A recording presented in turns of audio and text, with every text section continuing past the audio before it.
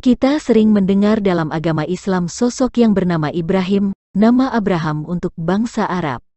Di dalam ajaran Islam ada klaim bahwa Ibrahim, Hajar dan anaknya yang bernama Ismail disebut berangkat ke Mekah, tepatnya di lembah kering dan berbatu, daerah di mana Ka'bah berdiri sekarang ini.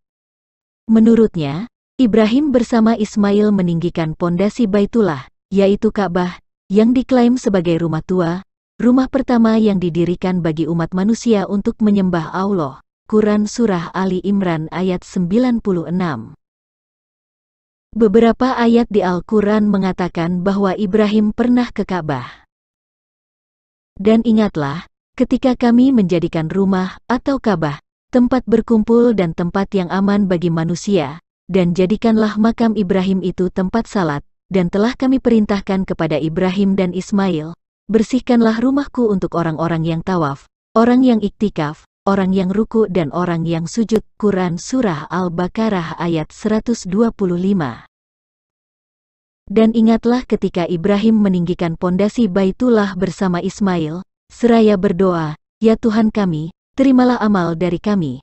Sungguh, Engkaulah yang Maha Mendengar, Maha Mengetahui." Quran Surah Al-Baqarah ayat 127.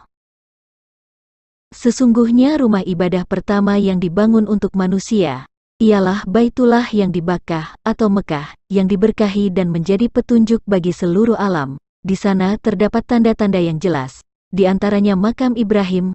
Barang siapa memasukinya Baitullah amanlah dia, dan di antara kewajiban manusia terhadap Allah adalah melaksanakan ibadah haji ke Baitullah, yaitu bagi orang-orang yang mampu mengadakan perjalanan ke sana. Barang siapa mengingkari kewajiban haji, maka ketahuilah bahwa Allah Maha Kaya tidak memerlukan sesuatu dari seluruh alam. Quran Surah Ali Imran ayat 96-97. Makam Ibrahim artinya batu tempat Ibrahim berpijak saat membangun Ka'bah.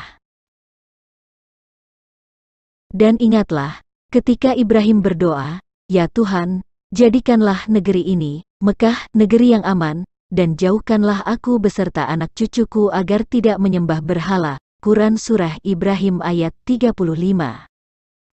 Ya Tuhan, sesungguhnya aku telah menempatkan sebagian keturunanku di lembah yang tidak mempunyai tanam-tanaman di dekat rumah Engkau, Baitullah yang dihormati. Ya Tuhan, yang demikian itu agar mereka melaksanakan salat, maka jadikanlah hati sebagian manusia cenderung kepada mereka dan berilah mereka rezeki dari buah-buahan. Mudah-mudahan mereka bersyukur.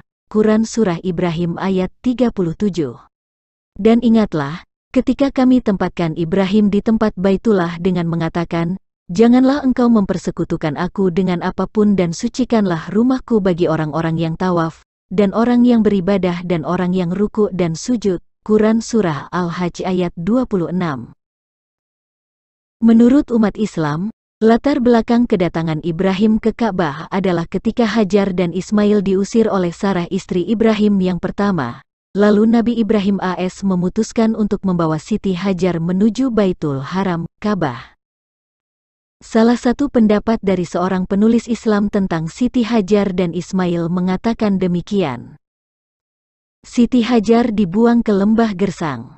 Atas kecemburuan istri pertamanya yang begitu menggebu-gebu, Nabi Ibrahim AS memutuskan untuk membawa Siti Hajar ke tempat yang jauh menuju Baitul Haram. Siti Hajar bersama Ismail buah hatinya dibawa menuju ke suatu lembah yang tiada rumput maupun tumbuhan sekalipun di sana. Tak ada juga air atau tanda-tanda kehidupan di sana. Setelah berada di atas lembah, Nabi Ibrahim meninggalkan keduanya. Sebuah riwayat juga menceritakan bahwa Ibrahim tak menoleh sekalipun kepada Siti Hajar meski wanita tersebut menangis dan terus memanggil namanya. Semakin jauh Ibrahim meninggalkannya, Siti Hajar lalu mengejar suaminya dan mengatakan, "Apakah Allah yang memerintahkan kepadamu untuk melakukan ini?" "Benar," jawab Ibrahim, "kalau Allah yang memerintahkan demikian ini, niscaya Dia tidak akan menyia-nyiakan kami," ungkap Siti Hajar. Munculnya air Zam-Zam.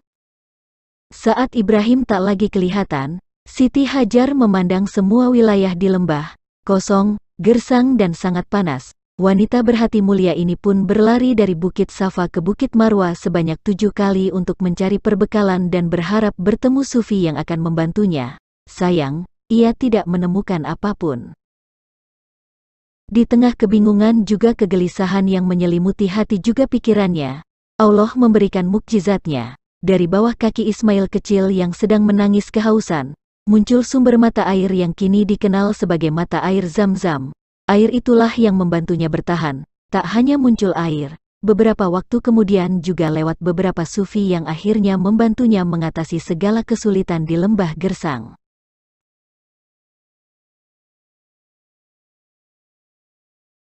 Tafsir Ibnu Katsir untuk Quran Surah Al-Baqarah ayat 158.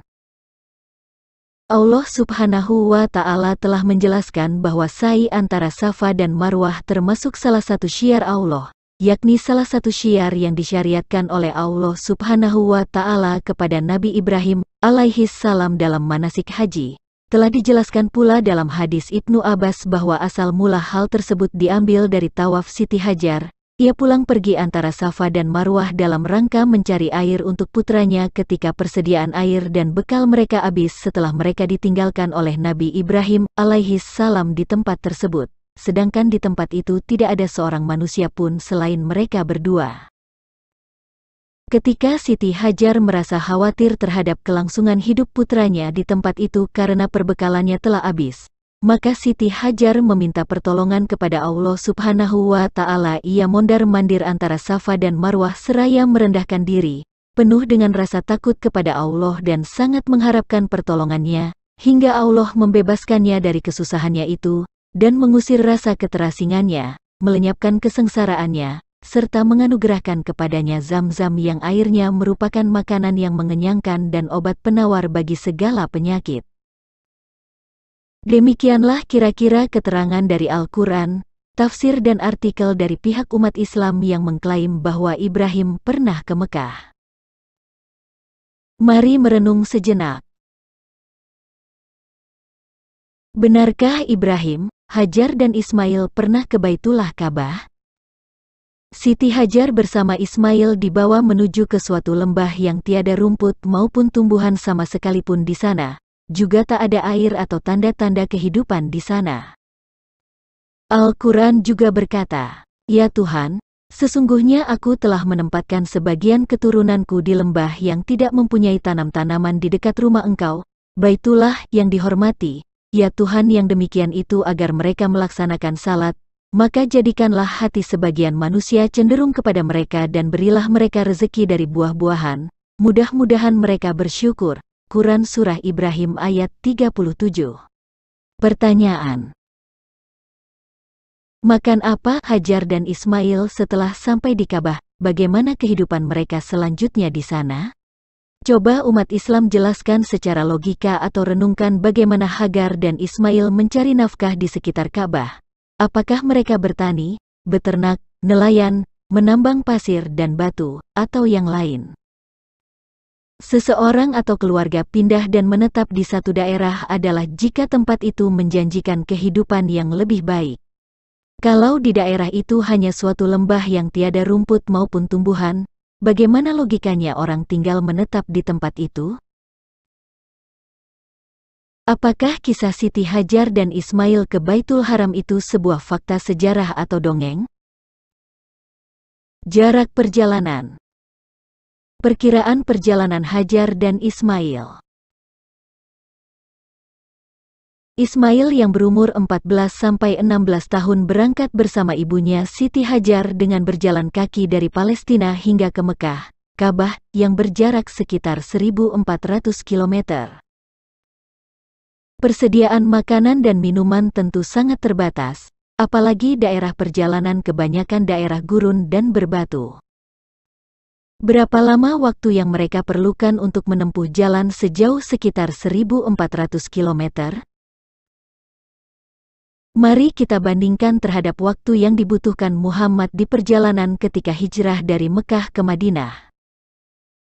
Perkiraan perjalanan Muhammad ke Madinah. Hijrah Nabi Muhammad dari Wikipedia. Muhammad hijrah dari Mekah ke Madinah, yang berjarak sekitar 320 km, terjadi tanggal 21 Juni 622 sampai 6 Juli tahun 622 Masehi, butuh waktu 15 hari. Jika kecepatan berjalan dan istirahat setiap harinya dianggap sama, sehingga perjalanan Hajar dan Ismail dari Palestina ke Mekah diperkirakan akan butuh waktu. Jarak pertama berbanding jarak kedua adalah sama dengan waktu yang pertama berbanding waktu kedua. Hasilnya, waktu yang dibutuhkan untuk menempuh 1.400 km adalah 66 hari atau 2 bulan. Artinya, Siti Hajar dan Ismail harus membawa bekal untuk 2 bulan di perjalanan. Apakah mungkin Hajar dan Ismail membawa bekal untuk 2 bulan perjalanan? Bukti sejarah berdasarkan arkeologi. Arkeologi atau ilmu kepurbakalaan adalah ilmu yang mempelajari kebudayaan manusia masa lalu melalui kajian sistematis atas data bendawi yang ditinggalkan.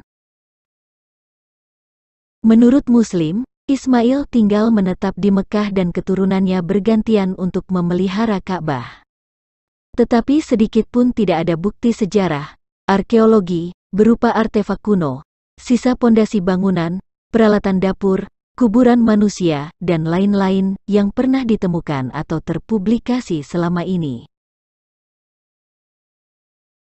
Apakah kisah Siti Hajar dan Ismail ke Baitul Haram itu sebuah fakta sejarah atau dongeng?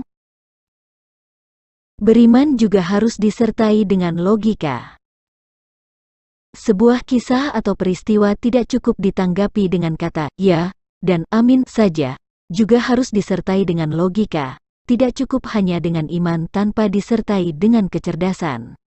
Lain hal tentang keberadaan Allah, dan bagaimana Dia menciptakan segala sesuatu, memang manusia tidak memiliki kemampuan untuk menganalisa itu, sebab manusia hanya mampu meneliti apa yang dapat diindra olehnya.